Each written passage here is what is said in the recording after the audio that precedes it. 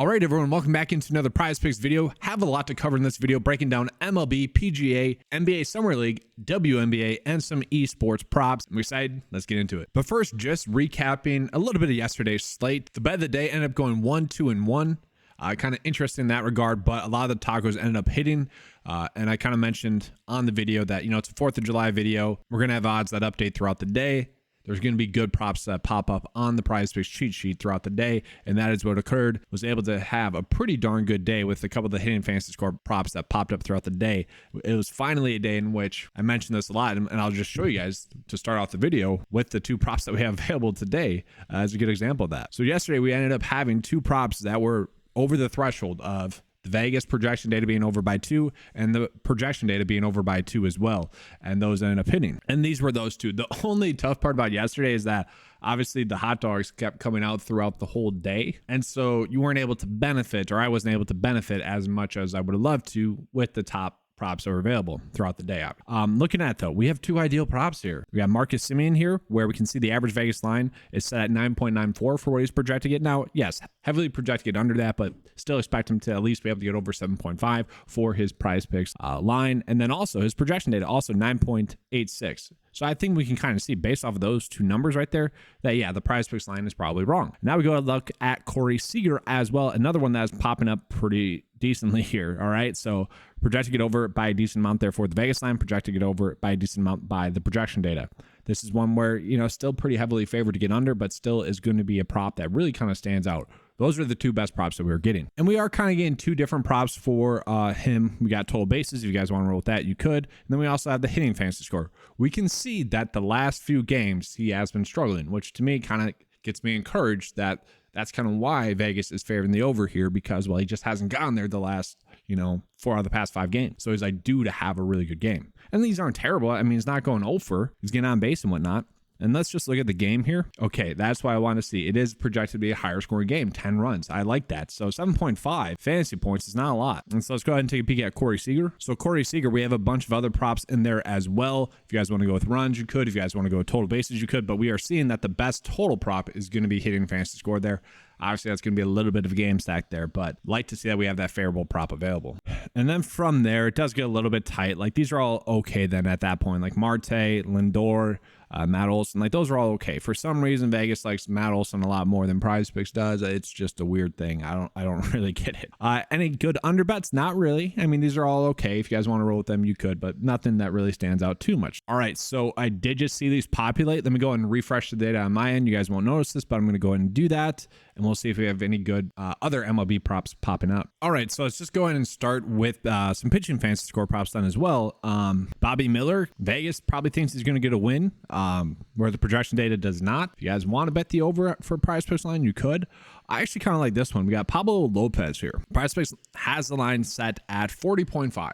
That's a big line. Vegas line has set at 34.2, but they are favoring the under pretty heavily there at -144. And then the projection data also does not like the over. Okay, and we can see like he has been pitching pretty well. I mean, essentially has gotten it to over 4 out of the past 5 games. I know it's 0.5, but when it comes to pitching, that's not really much. That's one more out. I mean, it's not that much at that point. And we can see that that is going to be one of the games that is one of the lowest scoring games on the slate as well. So that does kind of bode well for the pitching prop there. I'm not exactly sure. It feels like one that we need to jam in there. Now, if you are trying to make a 3-leg bet, maybe you really do like that stack for the hitting fantasy score prop, and this is the only other bet that you like, that's fine. That's a good application of that prop. So now let's see if we are getting any other good bets, and we got John Gray for over 4.5 strikeouts, projected to get 4.58, so projected to get over. That's about a 54.7% chance to hit.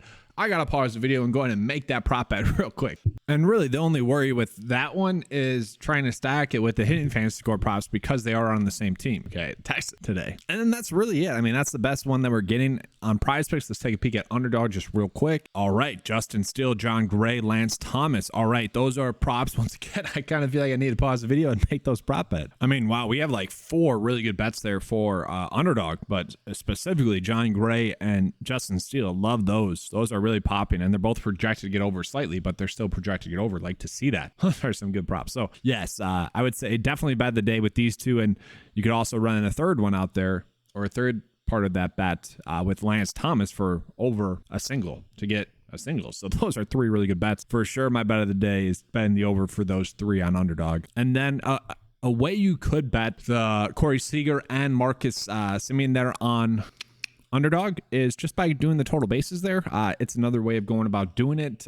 It's all right. Don't mind the idea. Obviously, they pop up for hitting fantasy score. Part of the way that they're going to get there is by getting a hit. So not terrible. And the average Vegas line does have those set at 2.1 for them. So that's why it's pulling in as, really strong bets there. So we're not really getting any worthwhile WNBA props on the day just yet. I would say maybe the best one that we're getting would be to do Underdog here for Diamond Miller for over 16.5 points. Vegas has it set at 17.5. PrizePicks has it set at 17.5. The projection data has it set at 17.8. So, probably a good bet to bet the over there.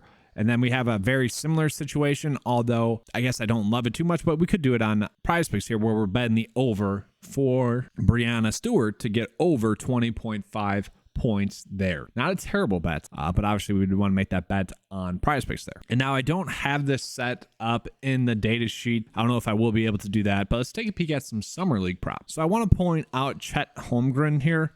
17 is his points on PrizePicks and 18.5 is his Underdog line. So this is a decent situation. I mean, 1.5 points, we typically don't see that difference there. And so I would say that I like the under a little bit better for him today. Obviously, with Summer League, minutes are going to be key. We have no idea who's going to get minutes or what the coaches are going to want to see. That's the most difficult part. And unlike preseason NFL DFS, which is pretty easy in terms of predicting who's going to be on the field and predicting who's going to be able to, score points, we don't have the information available like we do for NFL. Obviously, NFL is one game a week. NBA is a little bit more difficult because there are several games a week. So the reports and whatnot coming in, they're skewed. You don't have a good indication of which players are going to get minutes. It might not be a terrible idea, though, to be around before lineup lock for those games. Who's ever starting probably has the best chance to get some minutes. But I wanted to call that one out because that was something that I noticed. And then just some other props that I don't mind in terms of like players we could be on. Oh, they bumped up Keegan Murray's prop already. So Jaime Jaquez, I think he's a really good basketball player. I am wearing the UCLA sweater right now. I don't really get why he went as low as he did. I don't know. This draft was extremely strange. It seemed like a lot of players that could contribute right away went undrafted or went in the second round or went really late. It was just a weird draft in that regard. But he didn't play a lot of minutes. He played around 25 minutes. And so although I think he's a really good basketball player, I do kind of struggle to see him gain 17.5. So that is a prop that you could roll out with. And then another prop bet that I don't mind, I made this bet already, was Smith for over 14.5 points and Keontae George for over 15.5 points. The reason being that they both played a lot of minutes, okay, in their game one. Also, because they didn't have the best night shooting, but they did shoot the basketball a lot. So all they have to do is have a little bit better of a day shooting the basketball, and they should be able to get the over. Now, it is very much a guessing game. Okay, we are guessing to get lucky. And the best thing we can do is look at like game lines, but like that's really all we got there. So probably not worthwhile there as well. Interesting there. And then just real quickly, we're going to take a peek at some props that are available for PGA. I would say somewhat shockingly, we do not have any prop line differences. It seems like one of the companies is like, all right, we got to figure this out. 9-5 is killing us. We need to figure this out. And so like the only prop line difference that we have is Chris Kirk. That's the only one. It's kind of crazy there. And as we can see, kind of based off of this, like most of the props are pretty good. Now, looking at it, we got Russell Henley, Denny McCarthy. Okay. I don't know if I necessarily agree with this. This kind of makes me want to stay away. And I kind of hate that. Okay. So the average cut line at the John Deere Classic is 3 under par. What they're projected to get at 68 is 3 under par. Now, they are two of the best plays this week, and they are two players that have an AMT time, which should benefit them to be able to get under or at least a push at 68. I would rather try to find some prop bets where we could bet the under for strokes, but it kind of just seems like, and it's not the biggest difference in valuations, like we can see based off the birdie or better ones, like pretty tight as a whole. It's just PrizePicks, Underdog, they're not expecting as many bogeys to be made. It is the biggest difference there compared to how many birdies that my data is projecting at the birdie or better are projecting. So probably just a stay away, although maybe, probably mostly just a stay away as it sits right now. Once they get some birdie or better matchups in there, maybe then we can go with that. Or if they start to get some other props in there, then we can make some better decisions there. And just for what it's worth, like Justin Steele is already up to 6 on PrizePicks. That's how good of a prop bet that is on Underdog. So take advantage of that if it's available, okay, on Underdog. Like, I might be wasting my time by covering this, but like these are the 2 best prop bets that we have available on the day. And then you could also do Lance Thomas for over to get a single. Okay, so this is what the bet of the day would look like. It's kind of the exact example of what I mentioned with the Pablo Lopez one, where it's just the next best bet that we have. And because we have a Texas stack that we have to run it back with someone else. So I don't mind that. Marte was another one for hitting fantasy score that I didn't mind as well. It's okay. Not exactly one you would love, but it's okay. If you guys had the 9 to 5 membership, it's $10 a month.